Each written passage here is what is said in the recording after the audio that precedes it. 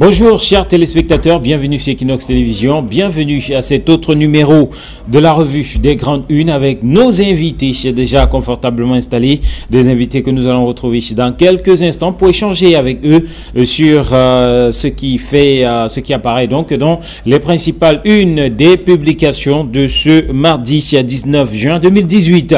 Et nous démarrons avec la nouvelle expression qui parle du nord-ouest et du sud-ouest et des nouvelles réponses de Paul Biya relativement à la crise anglophone. La nouvelle expression qui croit savoir que le président de la République a instruit la mise en œuvre d'un plan national de solidarité. La nouvelle expression qui fait savoir donc que le président de la République vient d'instruire la mise en œuvre d'un plan national de solidarité à l'endroit des compatriotes de la région anglophone. L'information est contenue à la page 3 et c'est notamment le ministre de la Communication, porte-parole du gouvernement, qui dans une récente sortie fait savoir que le président de la République a donc instruit la mise en œuvre d'un plan national de solidarité à l'endroit des compatriotes des régions anglophones. Le ministre de la Communication qui poursuit en faisant savoir qu'une mission gouvernementale ira à la rencontre de nos compatriotes réfugiés au Nigeria dans les prochains jours afin de créer des conditions de leur retour dans leur localité respective.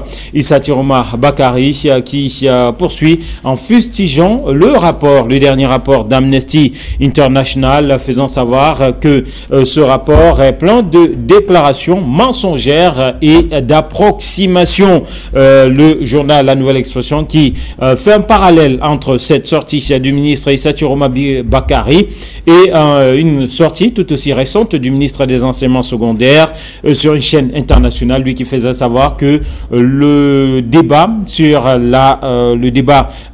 sur le fédéralisme n'était pas complet, en tout cas que le RDPC n'était pas complètement fermé à ce débat, et c'est ce qui pousse La Nouvelle Expression à penser qu'il s'agit là des nouvelles réponses du président de la République Paul Biya à la crise anglophone. La Nouvelle Expression qui nous parle aussi de transition démocratique et d'Akeri Mouna qui annonce un tsunami politique au Cameroun.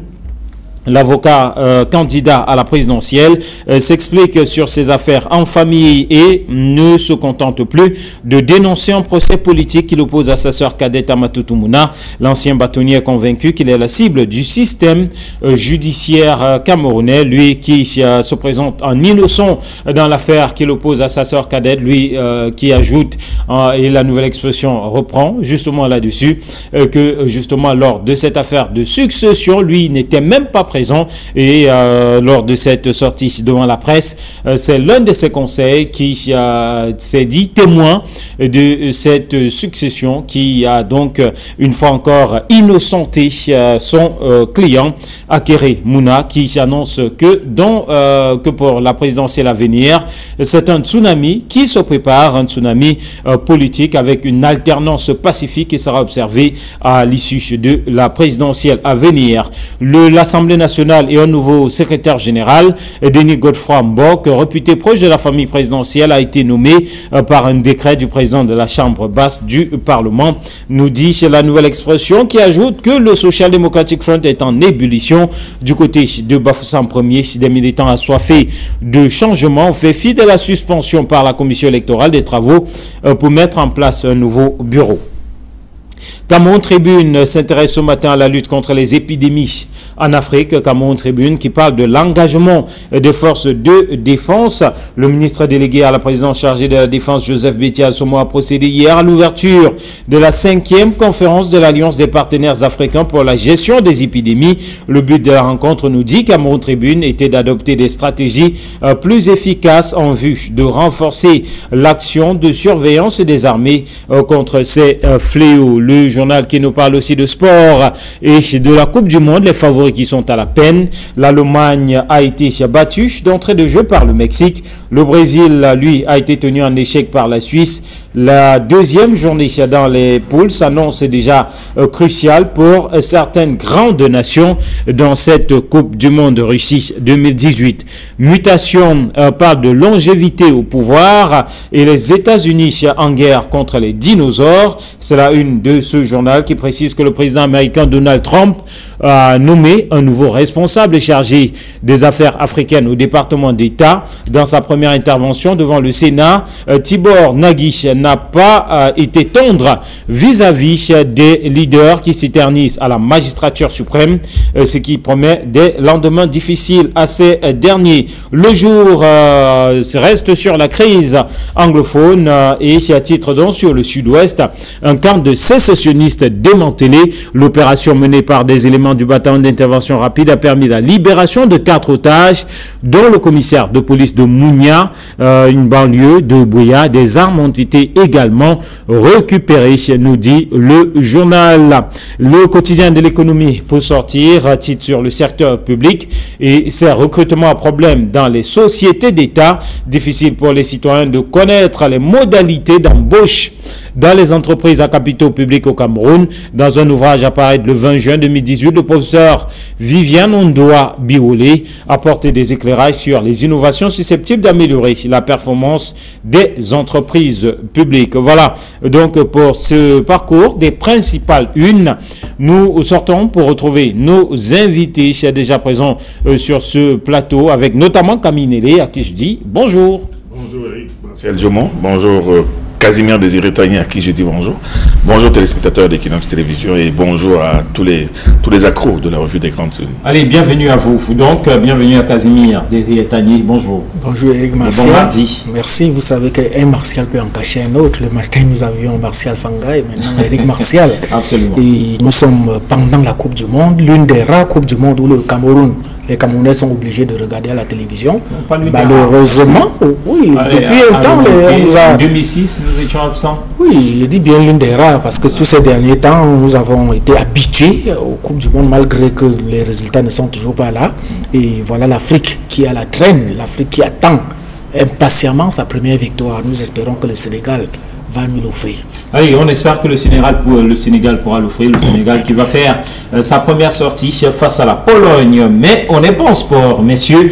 On revisite les principales unes parues ce matin, avec donc la crise anglophone qui apparaît sur quelques tabloïds, notamment La Nouvelle Expression, qui pense que Paul Biya a changé de cap, puisque La Nouvelle Expression titre « Les nouvelles réponses de Paul Biya », s'appuyant sur les sorties de Issa Tiroma Bakary et de Jacques Famendongo. Camille. Changer de cap, non, je ne pense pas. Vous savez, le président de la République est imperturbable. Et il est vrai que ces stratégies sont toujours très secrètes, très intériorisées. Il se limite à agir au moment opportun. Bon, Issa Tiroma, le ministre Issa Tiroma Bakary a bien affirmé dans une conférence de presse que le président de la République compte mettre sur pied une espèce de comité de soutien pour les réfugiés. Bon, c'est un peu, bien évidemment, à la suite de John Fround qui, lui, avait annoncé qu'il avait l'intention d'aller se rendre au Nigeria. Qui est bloqué. Il est bloqué jusqu'à présent pour se rendre au Nigeria. Maintenant, le ministre de la Communication annonce une mission gouvernementale. Une mission gouvernementale. Bon, alors, est-ce que cette mission a été inspirée par le SDF ou bien a-t-elle été le gouvernement a-t-il été pris de court au point maintenant d'essayer de mettre sur pied une mission? Mais moi, je pense que depuis que les populations de ces zones-là souffrent, le gouvernement aurait dû, par solidarité, bien évidemment, et par compassion, se rendre à leur chevet, au moins pour constater, au moins pour évaluer le degré de souffrance de ces personnes. Ça n'a pas été fait jusqu'à présent. Bon, mais si maintenant le gouvernement a décidé de passer à l'action, d'aller regarder de près ces Camerounais qui souffrent au Nigeria, ce n'est pas une mauvaise chose. Mieux vaut tard que jamais. Mais tu veux dire qu'en matière de réaction, il faut avouer que les réactions du gouvernement sont un peu à la traîne. Alors, Paul Biya, imperturbable selon Camille, Casimir, partagez-vous cet avis ou alors pour vous, il s'agit véritablement d'un nouveau cap et de nouvelles réponses, d'évolution même de la posture du président de la République et de l'ensemble du gouvernement relativement à cette crise anglophone? Pour mieux comprendre l'attitude du chef de l'État, Paul Biya, il faut un peu remonter en arrière pour revisiter l'histoire des crises au Cameroun. Vous vous rappelez que lorsque Paul Biya accède au pouvoir en 1982, la première véritable crise était celle de 1984 avec le coup d'État manqué. Ensuite, il y a eu l'affaire Bakassi et après cela, c'était Boko Haram qui s'est installé dans l'extrême nord. Et maintenant, des années de braise, 92. Non, je parle des crises graves. Ça, c'est les crises socio-politiques, ce que vous évoquez là. Donc, il y a eu Bakassi, il y a eu le push manqué, il y a eu Boko Haram. Et maintenant, nous sommes face à la crise anglophone. Vous allez voir que toutes ces différentes crises, j'ai l'impression que ça a suffisamment endurci le chef de l'État qui sait qu'il peut baisser la tête pour que le vent passe. Mais est-ce que la crise anglophone est une simple petite crise qui suffit de baisser la tête pour que le coup de vent passe? Moi, je n'ai pas l'impression. Et vous allez bien voir que les différents membres du gouvernement sont même pratiquement en train de prendre des attitudes différentes. Regardez la dernière sortie de Issa Chiroma. Il persiste et signe, comme Camille l'a dit tout à l'heure dans la démarche de Paul Biya, il persiste et signe que la forme de l'État ne doit pas changer, que le pays reste un et indivisible. Pendant ce temps, la commission Moussongue est en train de tendre une oreille attentive vers le fédéralisme. Donc vous voyez, il y a la sortie de Jacques Famine. Sans oublier également la sortie de Jacques Famine Ndongo qui pense également que le RDPC peut ouvrir le débat sur le fédéralisme. Donc il y a comme une sorte d'embrouille. Mais par rapport à la réconciliation, je crois que Issa Chiroma a adopté l'attitude de son chef, de son mentor, qui est d'aller vers les réfugiés et essayer de les ramener. Et vous voyez que pendant que le gouvernement veut aller vers les réfugiés du Nigeria, les Camerounais réfugiés au Nigeria, on refuse l'accès au Nigeria à Ni John Fundi, qui est un président de parti au pouvoir. Il faut se poser bien la question. Qui est un président de parti, du plus grand parti d'opposition au Cameroun. Il faut se poser la question, pourquoi ce refus d'appel à John Fundi d'aller au Nigeria? Est-ce que le gouvernement n'a pas peur que Ni John Fundi peut lui ravir la vedette par rapport à cela et qu'ils sont en train de préparer un grand coup pour qu'on dise que c'est le gouvernement qui a ramené? Parce que si c'est Fundi qui les précède sur le terrain des réfugiés, je crois que ça risque de poser des problèmes. Et justement, je vais rester avec vous avant de passer la parole à Camille, quelle peut être la réponse de ces réfugiés en terre nigériane devant une mission gouvernementale? Leur réponse doit être univoque. Est-ce que leur sécurité est assurée? Tant que leur sécurité n'est pas assurée, ils ne peuvent pas rentrer. Et il faut que leur sécurité ne doit pas être seulement, la réponse ne doit pas être seulement du côté des forces de maintien de l'ordre. Parce que les sécessionnistes eux-mêmes ne leur réservent pas tout sur un plat en or. Les sécessionnistes font partie de ceux qui font des exactions et qui ont amené ces réfugiés à se retrouver à l'extérieur. Alors, est-ce que le gouvernement peut rassurer ces réfugiés pour qu'ils reviennent, que leur sécurité peut être vraiment assurée? Ça, c'est une question. Camille, peut-être à la réponse. Non, je n'ai pas la réponse, je n'ai pas une boule de cristal. Mais je réponds d'abord je vais un peu dans le sens de l'affirmation de la nouvelle expression qui parle des nouvelles réponses de Paul Biya. Vous savez, avec chaque fois qu'il se passe quelque chose, on attend toujours une réponse du président de la République et quand elle arrive, elle arrive.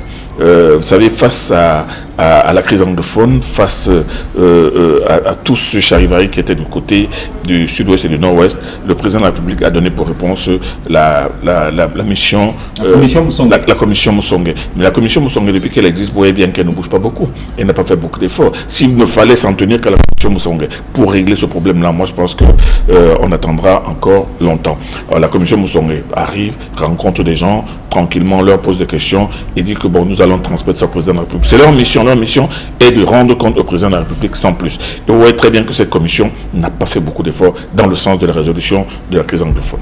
Bon, maintenant, quand M. Issa Chiroma annonce que le gouvernement est en train de créer un comité qui va se rendre au Nigeria pour demander et convaincre les réfugiés à réintégrer leur pays. Est-ce que c'est la priorité à ce moment? Mais non, je pense d'abord qu'il y a une première chose. La priorité même, d'abord, c'est d'aller rendre visite aux réfugiés qui sont à l'intérieur du Cameroun, qui sont du côté de Fongo Tongo, du côté de Banga, du côté qui sont réfugiés du côté de l'Ouest. On ne les a pas encore vus. Comment est-ce qu'on va d'abord voir ceux qui sont à l'intérieur alors que ceux qui sont à l'intérieur, à l'extérieur, ceux qui sont à l'intérieur, eux-mêmes sont en train de souffrir énormément. Ils ont des problèmes de recasement, ils ont des problèmes quotidiens. On n'a pas encore pensé à aller les voir. D'ailleurs, Equinox Télévision propose dans son 20h de ce soir un grand reportage sur ces réfugiés internes dus à la crise anglophone. Vous voyez donc qu'il fallait d'abord commencer par là. Et maintenant, les déplacés, vous voulez dire? Les déplacés. Oui, mais les déplacés sont des réfugiés. C'est des réfugiés, ils ont quitté leur village. Réfugiés dans leur propre pays. Absolument. Ils le sont devenus aujourd'hui par la force des choses. Je préfère utiliser le mot déplacé. Déplacé. Mais déplacé, quand vous vous déplacez pour aller vous réfugier, là où il y a l'inquiétude, vous êtes un réfugié. Bon, maintenant, on continue. Le débat n'est pas un débat sémantique. On continue.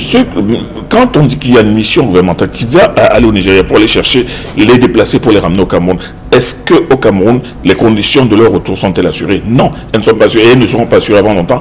Et parce que je persiste à dire, et c'est là où j'ai l'impression qu'il y a une sorte de vision tronquée de la situation. Je persiste à dire qu'aujourd'hui, à l'analyse de ce qui se passe sur le terrain, à l'analyse des exactions qui se passent dans les villages, et vous voyez très bien toutes ces vidéos qui passent dans les réseaux sociaux, où l'on voit des jeunes voyous qui tiennent des armes, qui disent que non, nous on tient ceci, qui bat les routes et tout ça, on ne sent pas la motivation de la sécession. Ils disent que oui, nous voulons la liberté. Et la liberté, c'est en chassant les gens, en tirant sur les gens, en séquestrant les gens, en kidnappant des gens.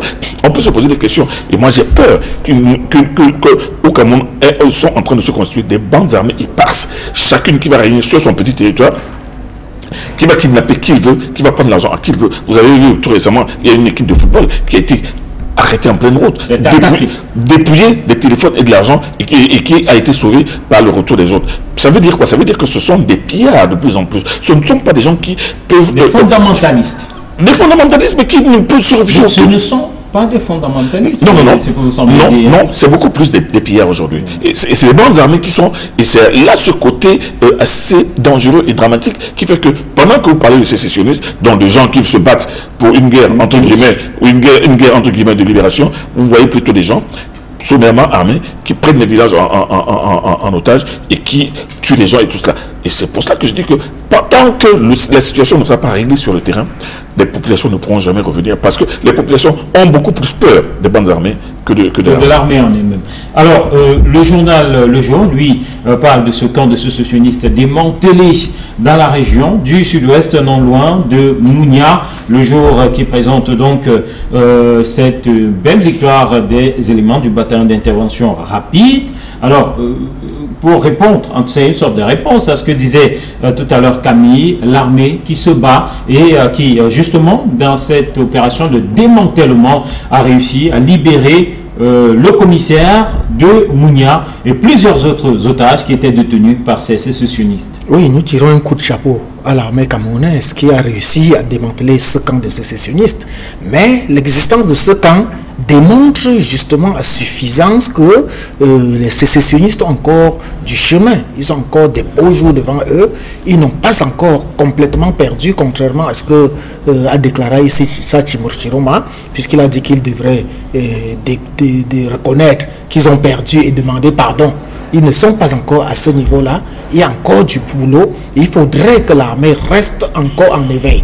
D'ailleurs, à l'heure où nous faisons cette émission, le sud-ouest est pratiquement coupé des autres régions au niveau de Moulouka où on ne peut ni accéder ni revenir de ce côté-là. Donc, c'est encore une situation très sérieuse et il faudrait même que... C'est incroyable que dans un pays, quelques poignées de sécessionnistes, avec tout ce qu'on a comme armada d'armées et militaires, d'armées de terre, d'armées de l'air et marine, tout ce qu'on a, une petite poignée de sécessionnistes réussit à couper toute une ville en deux, à couper Mouyouka, à couper la région du sud-ouest en deux, alors que même par l'armée de l'air, on pouvait facilement agir et puis les neutraliser. Moi, ça me surprend un tout petit peu. Ça veut dire que ces sécessionnistes-là sont suffisamment armés. Il faut se demander qui les arme. Parce qu'il a même été démontré qu'il y a des États, il y a des pays à l'extérieur, il y a des pays occidentaux qui seraient en train de leur donner et des munitions et les moyens financiers et la nutrition et tout ce qu'il faut pour qu'ils tiennent tête et qu'ils continuent à faire... Casimir, quand vous dites qu'ils sont suffisamment armés, vous n'avez qu'à faire l'inventaire des armes que l'on retrouve sur eux. Ce sont des fusils de chasse, ce sont des fusils à pompe. Donc c'est des armes très très légères. Bon, quelques AK-47 de temps en temps, mais ce qui ne leur empêche pas d'être nuisibles. Non, même avec des machettes et des machettes, même avec des machettes on peut être nuisible. Mais ce que je dis, c'est que quand on dit suffisamment armés, ces gens ont un armement sommaire. Ils n'ont pas l'armement sophistiqué qui puisse leur permettre de tenir valablement tête complète à une armée aussi bien organisée que celle du Cameroun. Mais le problème, c'est leur capacité de nuisance. C'est cette guérilla qui fait qu'ils frappent, ils disparaissent, ils coupent un village, ils coupent des routes, ils prennent les voies. C'est ça qui ils sont en permanence là depuis 3 jours. Ils ont coupé Mourouka en 2. Alors, messieurs, on va évoluer avec Mutation qui nous parle du nouveau Monsieur Afrique du département d'État américain, Monsieur Nagy, qui a été donc nommé par Donald Trump, qui dans son premier discours devant le Sénat, clairement était assez dur avec ces leaders qui s'éternisent au pouvoir en Afrique. Alors, certains prennent cela et placent quelque peu dans le sillage de la sortie de l'ambassadeur des États-Unis au Cameroun, Donald Trump, qui choisit visiblement d'aller en guerre, Casimir, contre ces chefs d'État qui s'éternisent au pouvoir. Le nouveau secrétaire d'État américain chargé des affaires africaines, Tibor Nagy, il faut l'appeler par son nom, n'implémente que la politique américaine. Et ça, c'est ce que les Camerounais devraient savoir. Dans l'ensemble, chaque pays met à des responsabilités des personnes qui peuvent impulser leur désiderata. Seulement qu'on a l'impression que le ton semble de plus en plus dur avec Trump, Donald, qui lui-même, en tout cas, on le connaît. Donald Trump, dès qu'il a accédé au pouvoir aux États-Unis, a annoncé le ton. Il ne veut plus des présidents qui restent éternellement au pouvoir. Et il a manifesté dernièrement par son ambassadeur, l'ambassadeur des États-Unis à Yaoundé, au Cameroun, qui expressément, après une sortie, une audience qui s'est passée de manière très discrète, où il n'était pas obligé de sortir, raconter qu'est-ce qui s'est passé entre lui et le chef d'État. Donc s'il l'a fait, ça veut dire quelque chose, ça veut dire ce que ça veut dire. Et donc le nouveau secrétaire d'État qui vient d'être nommé, vraiment ça ne nous surprend pas. D'ailleurs, on connaît son discours avant et c'est pour cela qu'il est là. Il est là. Il a été ambassadeur. Alors maintenant la question est de savoir, 2 questions. Est-ce qu'il peut réussir? Est-ce qu'il peut réussir à... Là où d'autres ont échoué, parce qu'il faut rappeler que depuis que le Cameroun, depuis que Paul Biya est aux affaires, les ambassadeurs américains au Cameroun n'ont jamais été tendres envers lui, envers le chef d'État camerounais, mais ils n'ont jamais réussi. Ça, c'est la première chose. La deuxième chose, est-ce que ce sont les Américains qui doivent venir ici au Cameroun et en Afrique nous imposer des chefs d'État? Je crois que chaque pays ou bien chaque État a le président qu'il mérite. Ce sont les nations. Une chose et son contraire. Oui, il faut bien le comprendre. Chaque État a le président qu'il mérite. Chaque État choisit, ce sont les populations de ces États-là qui choisissent leur chef d'État et ils ne peuvent pas aller choisir, ils ne peuvent pas suivre exactement ce que veulent les Américains. Alors, on peut donc dire, au regard de tout ceci, que monsieur le nouveau secrétaire d'État au département américain en charge de l'Afrique est parti, voilà, pour être dans la lignée des autres, c'est-à-dire on fait de gros discours, mais matériellement rien ne suit. Non, ce n'est pas une question de lignée. Moi, je pense qu'il faut que nous mettions en tête la logique des États-Unis. La logique des États-Unis, vous savez, les États-Unis ont été constitués par des personnes qui venaient d'Europe, qui avaient fui la monarchie. Toutes les monarchies, tous ceux qui sont partis de l'Europe pour aller s'installer en Amérique, avaient fui le Nouveau Monde. Il avait appelé le Nouveau Monde. Et quand ils ont mis en place des structures de la création d'un État, les pères fondateurs des États-Unis, Washington, Jefferson, Smith et les autres, ils ont dit, bon, maintenant qu'on peut être président, il faut que nous limitions. Nous ne devons pas mettre une autre monarchie en place alors que nous fuyons des monarchies. Le premier président, George Washington, a fait un mandat. Au deuxième mandat, il a dit que je pense qu'en 2 mandats, j'ai eu le temps de donner tout ce que je pouvais, donc quelqu'un d'autre. C'est comme ça que Jefferson a été nommé le deuxième président. Il a été inscrit dans leur constitution qu'aucun président ne fera jamais 2 mandats. Et depuis lors, jusqu'à aujourd'hui, 2 mandats. Bon, c'est une logique qui fait qu'il n'y a pas de problème. Même si vous êtes le président le plus populaire comme Obama l'a été, vous ne pouvez pas faire plus de 2 mandats. Bon, il est donc compréhensible qu'un État comme celui-là, qui ne supporte pas, qui sait très bien que ça c'est l'une des meilleures formules pour qu'un État puisse vivre sans que s'installe un dictateur, c'est pour ça qu'ils estiment que les chefs d'État, surtout africains, qui aujourd'hui passent leur temps à manipuler, à tripoter les constitutions pour s'éterniser au pouvoir, ils savent très bien. Manipuler même les élections. Et manipuler les élections. Ils se disent que ce sont des dictateurs et que c'est pas bon du tout pour le pays. La preuve, vous voyez ce qui se passe à l'intérieur. Les citoyens n'ont peut-être pas le moyen d'aller en guerre, d'aller souvent en guerre contre ces chefs d'État qui s'éternisent au pouvoir, mais toujours est-il que nous avons aussi connu la fin lamentable de beaucoup de chefs d'État qui s'étaient éternisés au pouvoir et qui ont été obligés de s'enfuir à la dernière seconde ou en catastrophe. Donc, quand le nouveau monsieur Afrique des États-Unis vient dérouler un discours assez dur en disant que vraiment nous ne serons plus les amis des chefs d'État qui s'éternisent au pouvoir, mais les Africains applaudissent parce qu'ils savent que, et surtout ceux d'Afrique centrale, ils savent que c'est l'apanage de nos chefs d'État. Mais qu'est-ce que vous voulez? Casimir a dit, et beaucoup de gens pensent que les États-Unis ne doivent pas venir nous imposer un président. C'est nous-mêmes qui devons nous choisir nos présidents. Mais quand il dit que le Cameroun a le président qu'il mérite, bon, moi je pense qu'il faudrait voir. Mais seulement, aujourd'hui, ce n'est pas la première fois que les États-Unis, ou même d'autres gouvernements, demandent à M. Paul Biya de donner la possibilité à l'alternance, hein, pas en l'envoyant à la porte, mais de donner la possibilité à l'alternance. Or, il aura 100 ans dans 15 ans. Bon, s'il ne pense pas encore à partir, c'est ça qui rend un peu nos amis sceptiques. Et surtout, ils se demandent, ils sont en train de se dire que pendant qu'il est là, quelles sont les garanties pour une alternance au cas où subitement il y aurait vacance de pouvoir? Parce que le problème est le plus grand, c'est là le plus grand nœud. S'il y a subitement vacance à la tête de l'État, que pourrait-il se passer? Donc c'est ça qui c'est l'équation en mille inconnus. Ils ne veulent justement pas qu'il y ait un inconnu, un saut dans l'inconnu. Pour sortir. Camille, je voudrais qu'on se comprenne bien. Ce n'est pas les Occidentaux qui doivent nous donner des leçons. Vous croyez que nous-mêmes, les Camerounais, nous sommes très fiers d'avoir un président qui reste ad vitam aeternam. C'est ce qu'il dit. Nous pouvons également faire partie, Paul Biya, si nous le voulons. Il s'agit d'aller aux urnes, il s'agit de voter. Ce n'est que par les urnes vous allez voter en novembre. Alors, en octobre. Alors, pour sortir, messieurs, ce sujet, cette sortie d'Akere Mouna qui annonce un tsunami politique, justement, puisque vous avez parlé de vote. Ben, il annonce un tsunami politique, il n'est pas interdit de rêver, mais toujours est-il que l'élection est en marche, plein de candidats s'annoncent déjà, on verra bien qui va gagner.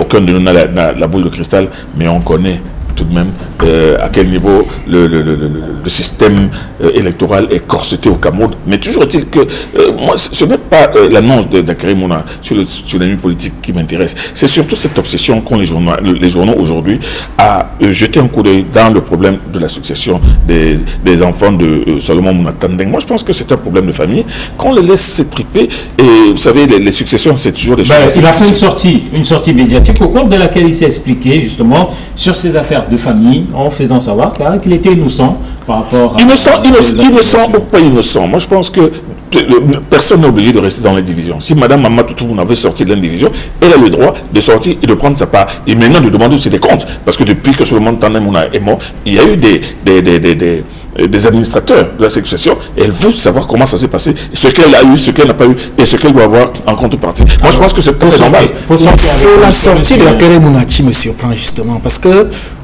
avocat international, comme on le connaît, ancien bâtonnier de l'ordre des avocats, très brillant avocat que nous connaissons, au lieu de dérouler ses arguments au niveau de la justice, il préfère aller dans les médias. Et vous allez bien voir qu'est-ce qu'il dit dans les médias. Il surcharge sa sœur, Matoutou. Elle n'a jamais été, d'après lui, une bonne gestionnaire. Elle a fait des marchés fictifs. Tous ces marchés étaient foireux. Elle a pris des cautions à la famille. Parfois, elle est revenue en catimini reprendre l'argent à l'insu des autres membres de la famille. Et patati et patata. Alors que... Et puis, il dénonce également la célérité. Alors que eux, les avocats, ils sont toujours en train de dire que le procès piétine, qu'il faut aller plus vite. Voilà que son procès est en train d'aller un peu plus vite. Il dénonce cela et il trouve que c'est le ministre de la Justice qui est derrière. Vous voyez, la seule conclusion que je peux dire, c'est ce que vous savez un peu comme moi, Camille, c'est que quand vous vous courbez pour voir les fesses de quelqu'un devant vous, on voit les vôtres sans se courber. Mais quand vous parlez de célérité, moi je me souviens bien de l'affaire Bibi Jet 2, la fameuse affaire de la vie présidentielle, où le tribunal a dû renvoyer plusieurs fois. Les audiences ont été renvoyées parce que M. Akere Mouna était attendu comme témoin de l'accusation pour venir dire ce qui s'est passé aux États-Unis. Il n'est jamais venu. alors qu'il a encaissé l'argent. C'est lui qui a réglé le problème aux États-Unis. Il n'est jamais venu. Et moi, je pense qu'en tant qu'avocat, lui, je me souviens, je lui avais posé la question publiquement dans une conférence de presse, mais que lui qui avait réglé ce problème aux États-Unis. Pourquoi est-ce qu'il ne s'était pas rendu à ce procès? Il a dit qu'il a utilisé l'argent pour payer ses indemnités. Pour payer ses indemnités, il a ramené à dire, monsieur, moi je lui ai demandé, mais comment pensez-vous que l'État puisse condamner quelqu'un alors qu'il y a eu un arrangement? Il m'a dit que la justice peut condamner qui elle veut et peut arrêter qui elle veut. Voilà. Et aujourd'hui, il est justiciable, en tout cas face à cette justice lui aussi. Merci messieurs pour d'être venus. Merci à vous qui nous avez regardés. Madame, monsieur, demain sera notre jour. Nous serons là pour un autre numéro de la revue des Grandes Unes. Très bonne suite des programmes sur Equinox Télévision. Au revoir.